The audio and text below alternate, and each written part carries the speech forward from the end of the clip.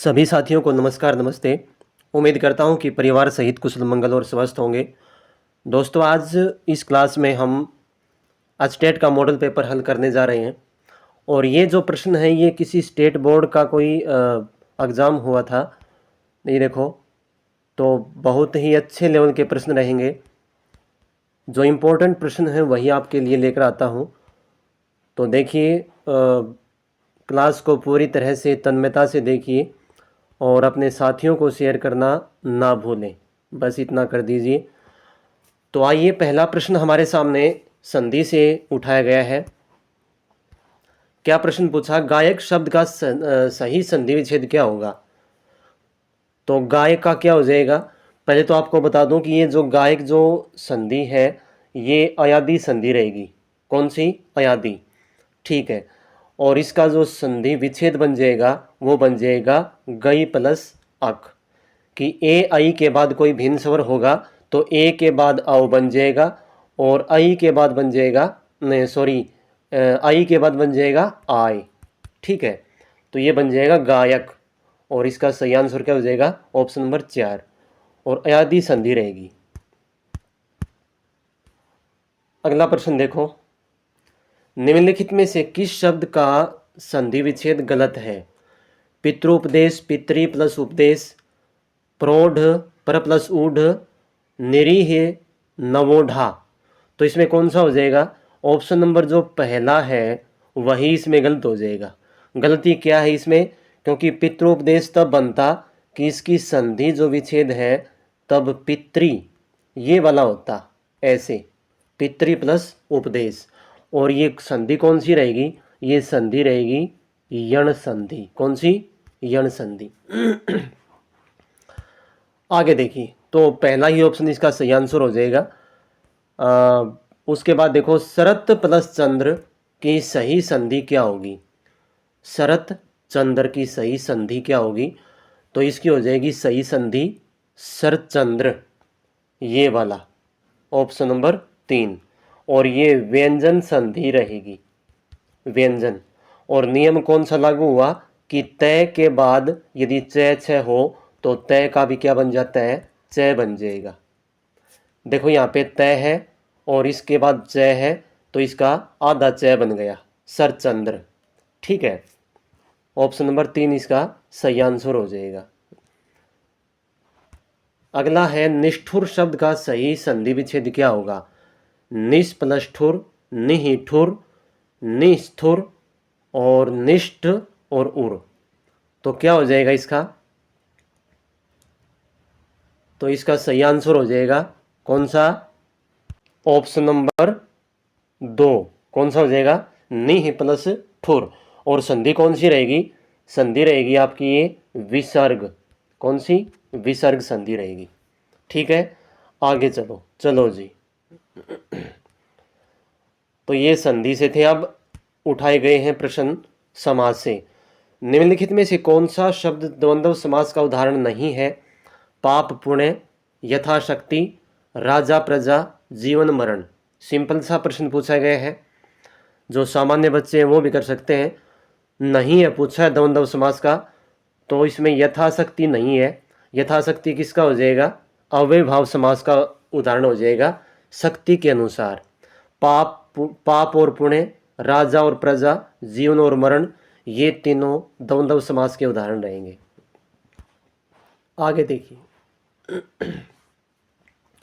चंद्रचूड़ समासिक पद में कौन सा समास है? चंद्रचूड़। ठीक है ना, तो इसका विग्रह बता दूं पहले क्या होगा।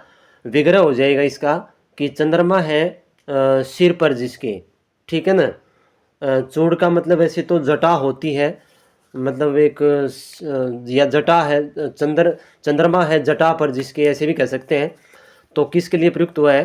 ये हुआ है महादेव शिव के लिए। तो कौन सा समास हो जाएगा? बहुव्रीहि समास हो जाएगा इसमें। चंद्रमा है चूड़ पर जिसके। ठीक है, ऑप्शन नंबर 4 इसका सही आंसर हो जाएगा। जिस साथी ने सब्सक्राइब नहीं किया है वो सब्सक्राइब कर लें भाई चैनल को, क्योंकि यहाँ जो क्लास आती है वो एक तुक्केबाज वाली और रटंत प्रणाली वाली नहीं, बिल्कुल एक तथ्य पर आधारित और इम्पोर्टेंट प्रश्न वाली आती है। अगला है तुलसीकृत समासिक पद में कौन सा समास है? तुलसीकृत, तो इसका विग्रह क्या हो जाएगा? पहले विग्रह सुनो। इसका विग्रह हो जाएगा तुलसी से कृत। तुलसी से कृत, कृत का मतलब होता है रचित। क्या होता है? रचित। तो तुलसी द्वारा रचित, तो कौन सा हो जाएगा इसमें? ये हो जाएगा कर्ण तत्पुरुष समास। कौन सा हो जाएगा? कर्ण तत्पुरुष समास। आगे देखो भाई, फिर समास से पूछ लिया, निम्नलिखित में से कौन सा समास विग्रह सही नहीं है? धर्म परायण, धर्म में परायण सही है। भयभीत, भय के द्वारा भीत गलत है। कृष्णाश्रित, कृष्ण को आश्रित, ये भी सही है। राष्ट्रपति, राष्ट्र का पति, बिल्कुल सही है। ऑप्शन नंबर जो 2 है वो इसका सही आंसर है, क्योंकि भय के द्वारा भीत नहीं, भय से भीत आएगा।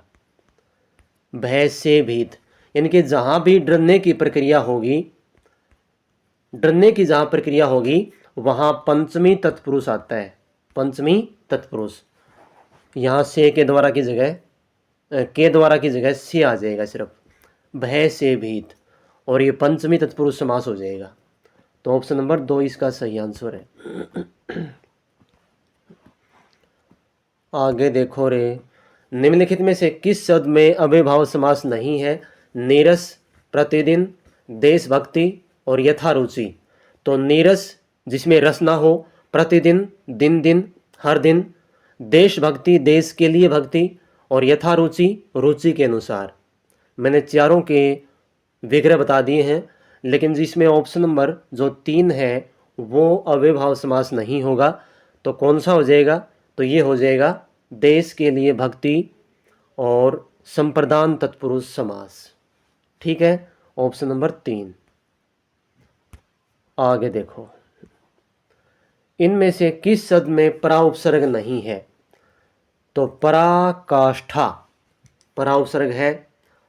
पराधीन में पर अधीन, इसमें उपसर्ग नहीं है, पर उपसर्ग है इसमें। परायण इसमें भी है, और परा पर आश्रित, पर आश्रित, पर अधीन। हाँ, परा उपसर्ग है, पूछा भाई इसने। परायण, इसमें परा उपसर्ग किसमें है? तो इसमें है पराकाष्ठा में। पराकाष्ठा में हो जाएगा ऑप्शन नंबर ए। पराकाष्ठा का मतलब अति होना, चरम बिंदु, पीक पॉइंट जिसको बोलते हैं। ठीक है, आगे देखिए, इनमें से किस शब्द में नि उपसर्ग नहीं है? तो निष्ठा, निकाय, निकर, निराम्य। तो किसमें नहीं है भाई? निष्ठा, निकाय, निकर, निराम्य। तो इसमें निष्ठा में नहीं है। किसमें? निष्ठा में नि उपसर्ग है, नि। ठीक है, ऑप्शन नंबर ए हो जाएगा इसका। आगे देखो, निम्नलिखित में से किस शब्द में 2 से अधिक उपसर्ग है? 2 से अधिक पूछा भाई, यानी कि 3 भी हो सकते हैं, 4 तो खैर क्या होंगे। तो व्याकरण में देखो, वी, आ और कर्ण, 2 उपसर्ग है इसमें। तो दुर्व्यवहार में दुर, वी और आउ, कितने बने? एक मिनट कलम देने दो। दुर, वी और आउ, ये बने भाई इसमें। ठीक है, समन्वय में सम, अनु, इसमें भी 2 बने। पर्यावरण में परि और आ, इसमें भी 2 बने। तो ऑप्शन नंबर कौन सा हो जाएगा? जो 2 ऑप्शन है वो सही हो जाएगा। इसमें कितने उपसर्ग हैं? इसमें 3 उपसर्ग हैं। ठीक है ना, दुर, वी और आउ। आगे देखो, इनमें से किस शब्द में उपसर्ग नहीं है? तो किस में नहीं है भाई? देखो, बहादुर, बदमाश, बेवकूफ, लावारिस। बहादुर में तो कोई उपसर्ग नहीं दिख रहा, बदमाश में बद उपसर्ग है, और बेवकूफ में बे उपसर्ग है, लावारिस में ला उपसर्ग है। बहादुर में कोई उपसर्ग नहीं है। ऑप्शन नंबर एक हो जाएगा इसका सही आंसर। बहादुर अपने आप में मूल शब्द है, कोई भी उपसर्ग नहीं है इसमें। आगे चलो भाई, पूजनीय शब्द में कौन सा प्रत्यय है? पूजनीय तो ईय, नीय, अनीय या फिर ये। तो पूजनीय शब्द में है अनीय प्रत्यय, ठीक है ना, पूज और अनीय।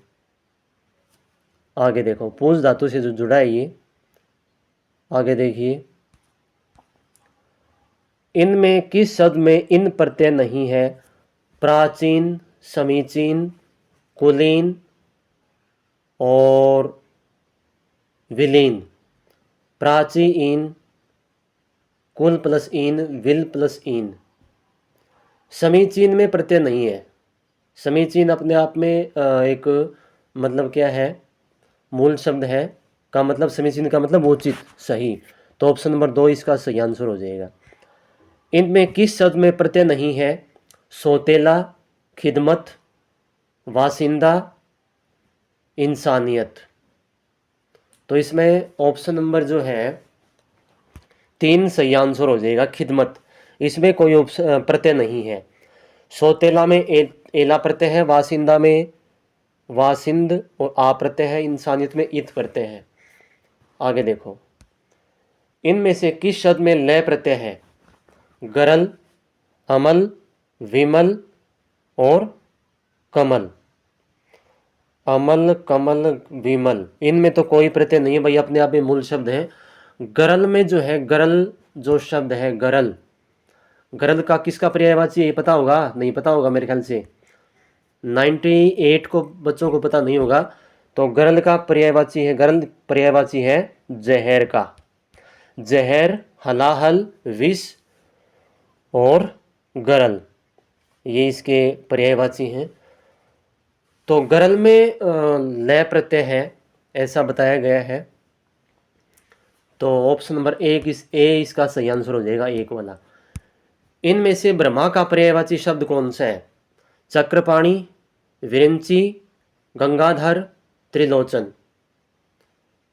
तो ब्रह्मा का पर्यायवाची जो है वो है विरिंची, ठीक है। चक्रपाणी चक्र है हाथ में जिसके, ये तो श्री कृष्ण हो गया और विष्णु कह लो। फिर विरंची तो ब्रह्मा का है। गंगाधर, गंगा जिस धारण की हुई है जिसने, ये हो गया शिव का। और त्रिलोचन 3 है लोचन जिसके, ये भी शिव का पर्यायवाची हो गया। तो विरंची जो है वो ब्रह्मा का पर्यायवाची है। ऑप्शन नंबर 2 इसका सही आंसर हो जाएगा। इनमें से कौन सा शब्द अग्नि का पर्यायवाची नहीं है? पावक, वैश्वानर, कृषाणु और अनिल। तो पर्यायवाची नहीं है पूछा है, तो नहीं है, तो नहीं है तो भाई अनिल हो जाएगा। अनिल नहीं, अग्नि का होता है अनल, अनल होता है। अनिल होता है हवा का। किसका होता है? हवा का। तो ऑप्शन नंबर 4 इसका सही आंसर हो जाएगा। पावक, कृषाणु और वैश्वानर ये अग्नि के पर्यायवाची हैं। इनमें से कौन सा शब्द पत्थर का पर्यायवाची नहीं है? तो पत्थर का पर्यायवाची नहीं है पूछा है। भूधर, भूधर नहीं है, भूधर है पर्वत का पर्यायवाची, ठीक है।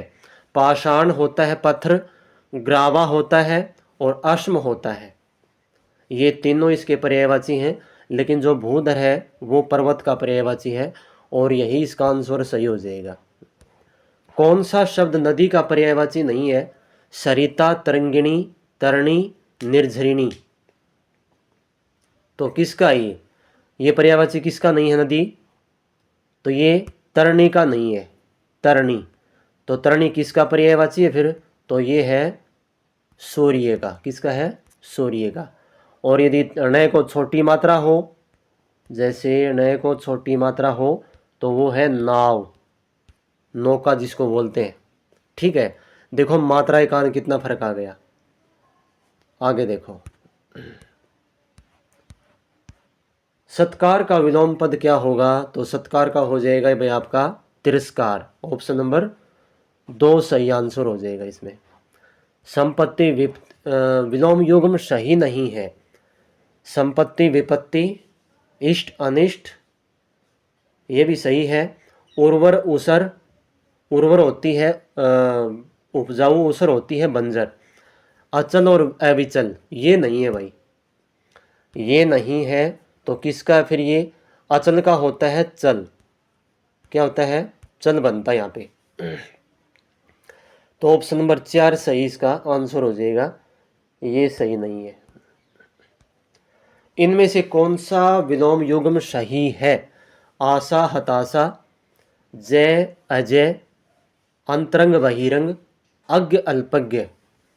तो कौन सा हो जाएगा? इसमें जो आपका जय अजय है ये हो जाएगा।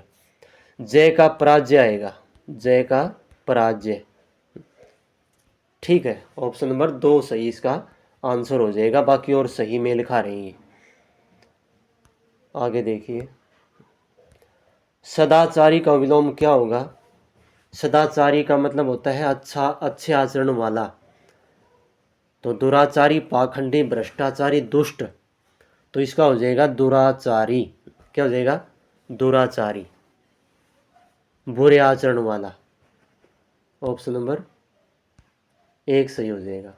गणतंत्र का विलोम क्या होगा? गणतंत्र का विलोम लोकतंत्र, स्वतंत्र, निजतंत्र या राजतंत्र। तो गणतंत्र का हो जाएगा राजतंत्र। गणतंत्र का मतलब होता है लोगों का समूह, और राजतंत्र का मतलब होता है यानी कि जो राजा द्वारा मतलब संचालित जो राज्य है वो वाला। तो राजतंत्र हो जाएगा इसका ऑप्शन नंबर ए। इनमें से कौन सा शब्द अनेकार्थक शब्द जलज से संबंधित नहीं है? तो जलज से संबंधित कौन सा? मोती, हंस, शंख, कमल। तो जलज का अनेकार्थी मोती भी है, शंख होता है और कमल होता है, हंस नहीं होता। ऑप्शन नंबर 2 इसका सही आंसर हो जाएगा। इनमें से कौन सा शब्द अर्थ की दृष्टि से द्विज से संबंधित नहीं है? द्विज, तो द्विज पक्षी होता है, दांत भी होता है, ब्राह्मण भी होता है। तो इसका जो भास्कर है ये नहीं होता। तो भास्कर पर्यायवाची है सूर्य का, सूर्य। ठीक है, ऑप्शन नंबर 3 इसका सही आंसर हो जाएगा। कौन सा शब्द अर्थ की दृष्टि से कर से संबंधित नहीं है? कर, किरण, प्रखर, हाथ और सूंड। तो कर जो है वो किरण का नहीं है, प्रखर, हाथ और सूंड ये तीनों होते हैं। ठीक है, ऑप्शन नंबर 2 इसका सही आंसर हो जाएगा। कौन सा शब्द अर्थ की दृष्टि से अंक से संबंधित नहीं है? भाग्य, चिन्ह, गोद और शब्द। तो इसमें भाग्य भी होता है, चिन्ह भी होता है, गोद भी होता है। ऑप्शन 4 जो शब्द है वो नहीं होता अंक का अर्थ, और अंक का मतलब एक संख्या भी होता है। ठीक है, आगे देखिए, मरीची और मरीची छोटी मात्रा और बड़ी मात्रा का सिर्फ फर्क है। तो कौन सा हो जाएगा इसमें? इसमें पहली जो बड़ी और छोटी मात्रा है वो तो होती है किरण, और दोनों जो बड़ी हैं र और च को वो होता है सूर्य। तो कौन सा हो जाएगा इसका आंसर? किरण और सूर्य। ऑप्शन नंबर 1 सही हो जाएगा इसका। आगे देखो क्या है, आदि छोटी मात्रा देखो और आदि देखो बड़ी मात्रा। तो आदि का मतलब होता है प्रारंभ, और आदि जो बड़ी मात्रा है वो होता है अभ्यस्त। तो कौन सा है? ऑप्शन नंबर 3 हो जाएगा इसका। अभ्यस्त का मतलब हैबिचुअल, जैसे वह शराब का आदि है, ठीक है ना, धूम्रपान का आदि है, जिसको लत लग गई हो। अनल और अनिल, ये देखो भाई आ गया जो हम जिक्र कर रहे थे, पर्यायवाची पहले पूछे गया था, उस प्रश्न में कौन से में था। तो अनल क्या होती है? अनल तो होती है अग्नि, अग्नि ये रहा, और अनिल होती है हवा। तो कौन सी? हवा या वायु, ये वाला। ऑप्शन नंबर जो 4 है ये इसका सही आंसर रहेगा। अनल अग्नि और अनिल हवा या वायु। आगे देखो, अजर और अजीर, अजीर, ठीक है ना। तो अजर क्या होता है? अजर होता है देवता और अजीर होता है आंगन, आंगन जिसको बोलते हैं हम, घर का आंगन। तो ये इसमें ऑप्शन नंबर 2 में लिखा रहा है इसमें, ये वाला। अजर देवता होता है और आंगन क्या, अजीर क्या होता है? देव, आंगन। इनमें से कौन सा शब्द संज्ञा से बना हुआ विशेषण नहीं है? तो संज्ञा से मानव संज्ञा है, नाटक भी संज्ञा है, स्वकीय, स्व सर्वनाम से बना हुआ विशेषण है। तो ऑप्शन नंबर 3 सही आंसर हो जाएगा इसका। आगे देखो, कौन सा शब्द संज्ञा से बना हुआ विशेषण है? तो सुख, सुख ये विशेषण से बना है, और प्रसन्न, कटु, कटु ये हो जाएगा, कटु नहीं भाई, एक मिनट, हाँ ये सुख है भाई, सुख वाला है। सुख मतलब एक भाववाचक संज्ञा से, सुख जो है वो भाववाचक संज्ञा है और सुख से बना सुखी। तो ऑप्शन नंबर इसका 1 ही सही आंसर हो जाएगा।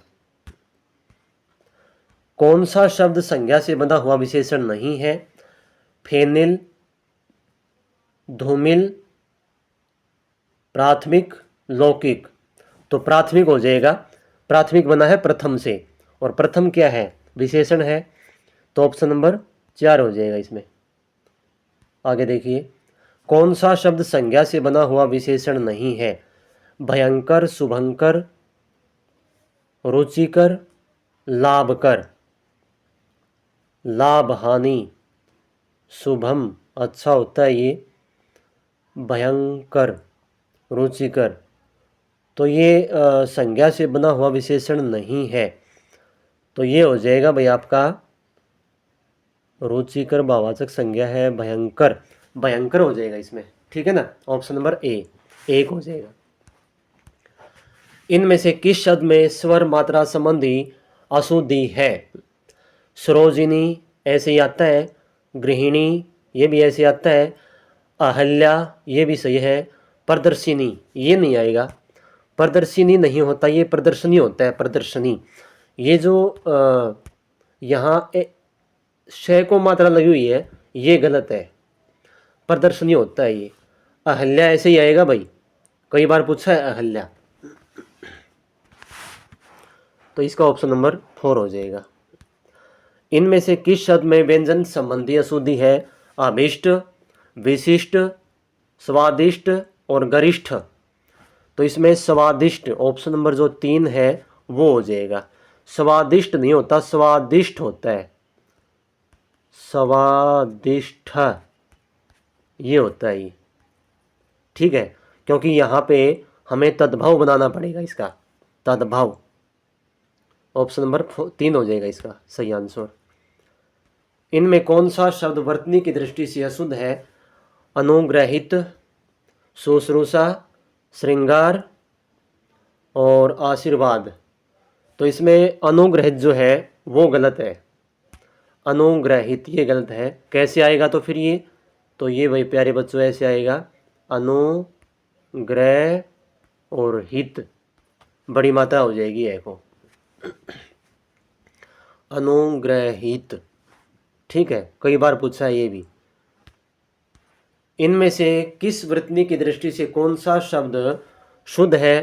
त्योहार, दंपति, बुधवार, अपराह्न है, ठीक है। तो इसमें कौन सा शुद्ध, कौन सा है शुद्ध पूछा इसमें, तो इसमें हो जाएगा भाई आपका बुधवार हो जाएगा इसमें, ठीक है ना।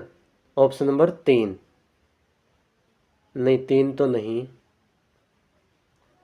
इसमें वैसे चारों ही गलत दे रखे हैं। त्योहार में तो मात्रा 1 ही आएगी, 1 मात्रा आएगी त्योहार में। बुधवार में दह आएगा, बुधवार, अपराह्न, दंपत्ति।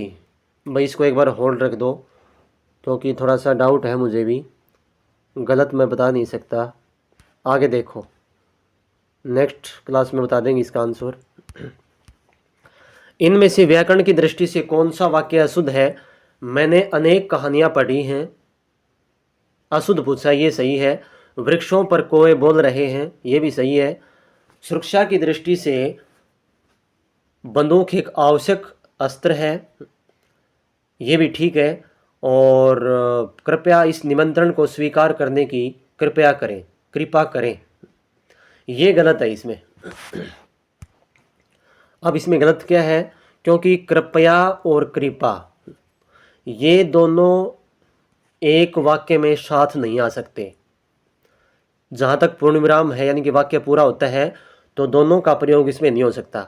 या तो यहाँ ये आता कि कृपया इस निमंत्रण को स्वीकार करें, ठीक है, या फिर ऐसे करो इसको कि इस निमंत्रण को स्वीकार करने की कृपा करें।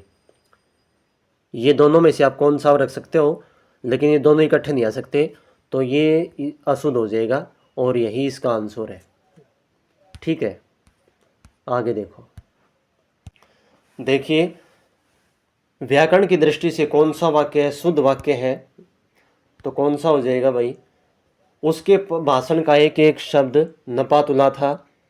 सब लोग अपनी राय दें, ये तो गलत है। यहाँ आएगा सब लोग अपनी अपनी राय दें। शीतकाल के समय दिन छोटे होते हैं, तो ये भी गलत है क्योंकि शीतकाल के दिन छोटे होते हैं, ऐसे आएगा। हमें परस्पर में सहयोग करना चाहिए, ये भी नहीं होगा।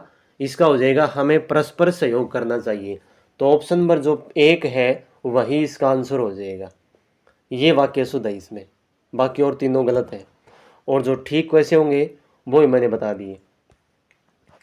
इनमें व्याकरण की दृष्टि से कौन सा वाक्य शुद्ध है? वह शुक्रवार के दिन लौटेगा। हमें संकट के अंदर घबराना नहीं चाहिए, गलत है। यह बात आपके स्वभाव के अनुकूल नहीं है, अनुकूल नहीं है। वह सदैव ही विलंब से आता है, ये भी गलत है। शुक्रवार के दिन लौटेगा नहीं, ये गलत हो जाएगा। इसका हो जाएगा पहले का कि वह शुक्रवार को लौटेगा, ठीक है, ये बाहर हो गया। हमें संकट के अंदर नहीं आएगा, हमें संकट में नहीं घबराना चाहिए, ऐसे आएगा। यह बात आपके स्वभाव के अनुकूल नहीं है, ये सही है इसमें, ऑप्शन नंबर 3। और चौथे में क्या गलती है? तो चौथे में गलती ये है, वह सदैव विलंब से आता है। सदैव सदा प्लस एव का मतलब ही होता है, लेकिन इसने ही एक और जोड़ दिया, ठीक है ना। तो ऑप्शन नंबर 3 हो जाएगा इसका।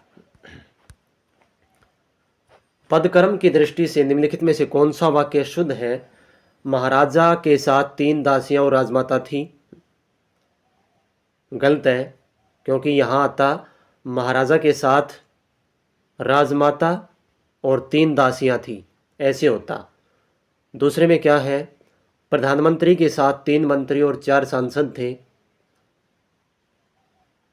प्रधानमंत्री के साथ 3 मंत्री और 4 सांसद थे।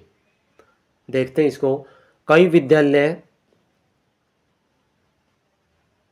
के छात्र नकल करते हुए पकड़े गए, तो ये भी गलत है क्योंकि कई विद्यालयों की आ जाएगा यहाँ पे। वह पुत्रवत अपने विद्यार्थियों से स्नेह करता है, तो कौन सा हो जाएगा इसमें? इसमें ऑप्शन नंबर 4 हो जाएगा। वह पुत्रवत अपने विद्यार्थियों से स्नेह करता है, ये हो जाएगा इसमें, ऑप्शन नंबर 4। कर्मवाच्य से संबंधित वाक्य कौन सा है? मुझसे खाना नहीं बनाया गया, वृद्धा रोटी नहीं खा सकी, किसान खेत जोत रहा था, छात्र अखबार पढ़ रहे थे। तो कर्मवाच्य कौन सा हो जाएगा यहाँ पे? ऑप्शन नंबर 1 हो जाएगा कर्मवाच्य। आगे देखो, इनमें कर्तृवाच्य से संबंधित कौन सा है? आराम मशीन से लकड़ी काटी जा रही है, ये तो कर्मवाच्य हो गया। वृद्ध से चला नहीं जाता, ये भाववाच्य हो गया। लोगों से वह करुण दृश्य नहीं देखा गया, ये भी सही, हाँ ये हो जाएगा। नहीं, ये कर्मवाच्य हो गया। और भारत ने एक नया उपग्रह छोड़ा, ये हो जाएगा कर्तरीवाच्य। भारत ने एक नया उपग्रह छोड़ा, ये कर्तरीवाच्य है। Option number 4। इनमें से किस वाक्य में क्रमवाच्य नहीं है? महिलाओं द्वारा गीत गाए जा रहे थे, तो ये क्रमवाच्य है। लड़के से रोया नहीं गया, ये भाववाच्य है। मुझसे पुस्तक नहीं पढ़ी गई, ये क्रमवाच्य है। बच्चों द्वारा पुस्तक पढ़ी जा रही थी, ये भी क्रमवाच्य है। तो कौन सा हो जाएगा? ऑप्शन नंबर जो 2 है ये हो जाएगा, क्योंकि रोना जो है वो क्या है? भाववाच्य है और इसमें कर्म नहीं है। इनमें से किस वाक्य में भाववाच्य है? गर्मियों में रोज नहाया जाता है। देखते हैं। मैं अब और नहीं लिख सकता, ये तो कर्मवाच्य हो गया। विद्यार्थी देर तक पढ़ते हैं, कर्तरीवाच्य है। नानी द्वारा कहानी सुनाई गई, कर्मवाच्य है। ऑप्शन नंबर जो 1 है ये हो जाएगा सही। गर्मियों में रोज नहाया जाता है, ये इसका सही आंसर है। इनमें से किस वाक्य में सकर्मक क्रिया है? छोटा बच्चा खिलखिलाकर हंसा। हंसना, तो ये अकर्मक क्रिया है। बच्चे छत पर पतंग उड़ा रहे हैं, यहाँ पे सकर्मक है, इसमें पतंग जो है वो कर्म है। छात्र मैदान में दौड़ रहे हैं, दौड़ना अकर्मक है। मैं रोज टहलता हूँ, टहलना भी क्या है? अकर्मक है। तो ऑप्शन नंबर 2 इसका सही आंसर हो जाएगा, इसमें सकर्मक क्रिया है। ललित आम खाता है, इस वाक्य में क्रिया का वाक्य कौन सा रूप प्रयुक्त हुआ है? ललित आम खाता है, अकर्मक, अकर्मक तो नहीं है। प्रेरणार्थक, प्रेरणार्थक कोई भी नहीं है, क्योंकि इसमें किसी को प्रेरणा नहीं दी गई है। पूर्वकालिक भी नहीं है। सकर्मक क्रिया हो जाएगी इसमें, क्योंकि जो आम है वो कर्म है। तो ऑप्शन नंबर 4 इसका सही आंसर हो जाएगा।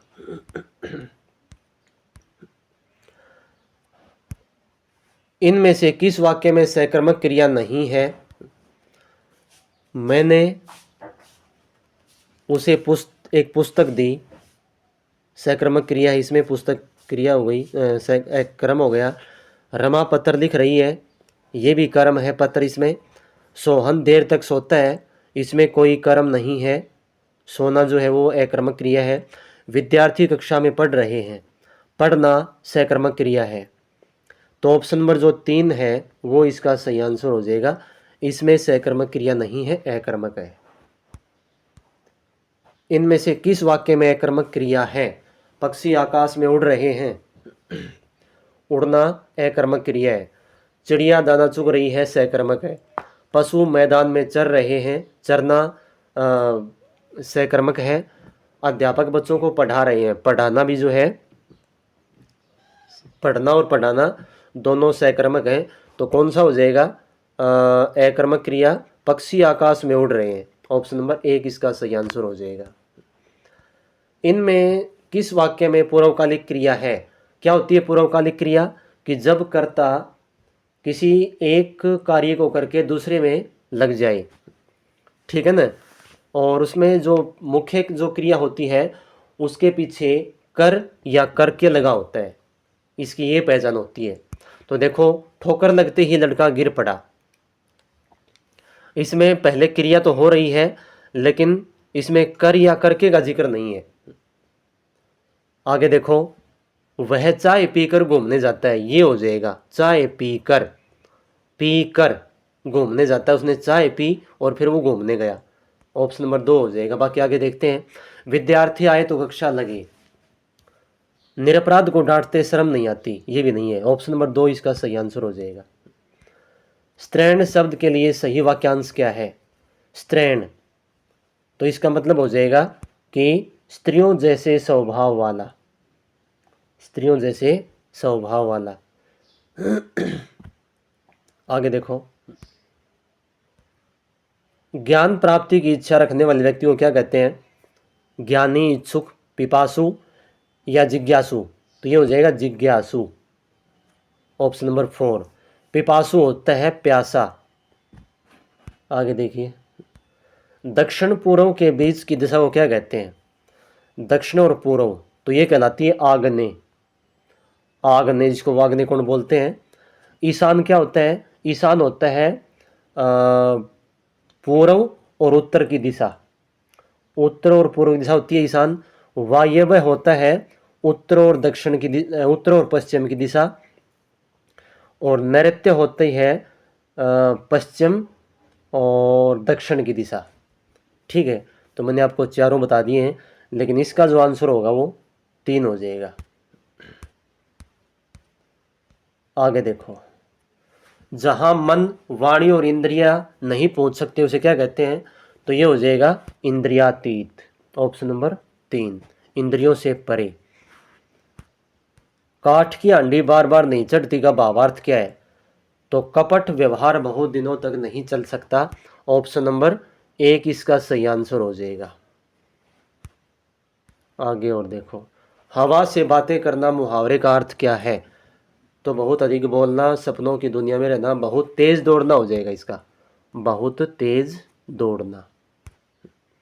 बाल की खाल निकालना, तो इसका हो जाएगा भाई आपका अनावश्यक सूक्ष्म विश्लेषण करना। अनावश्यक सूक्ष्म विश्लेषण करना, ये हो जाएगा बाल की खाल निकालना। अपनी कुशलता छिपाने के लिए बहाने बनाने का भावार्थ व्यक्त करने वाली लोकोक्ति है। तो ये हो जाएगी न नो मन तेल होगा और न ही राधा नाचेगी। यानी कि अपना ऐसी कोई अकुशलता हो, यानी कि जिसमें पारंगत ना हो व्यक्ति, और वो इस प्रकार की कोई कंडीशन लगा दे, कोई शर्त लगा दे कि वो पूरी ही ना उसके, तो ये मतलब हुआ इसका। तो न नो मन तेल होगा और न ही राधा नाचेगी। आगे तो ये वो पारिभाषिक शब्द आगे। चलो तो दोस्तों, ये थी आज की क्लास। उम्मीद करता हूँ कि अच्छी लगी होगी। कमेंट सेक्शन में ज़रूर बताना। तो मिलते हैं जल्द ही एक नई क्लास में। धन्यवाद। जय हिंद, जय भारत।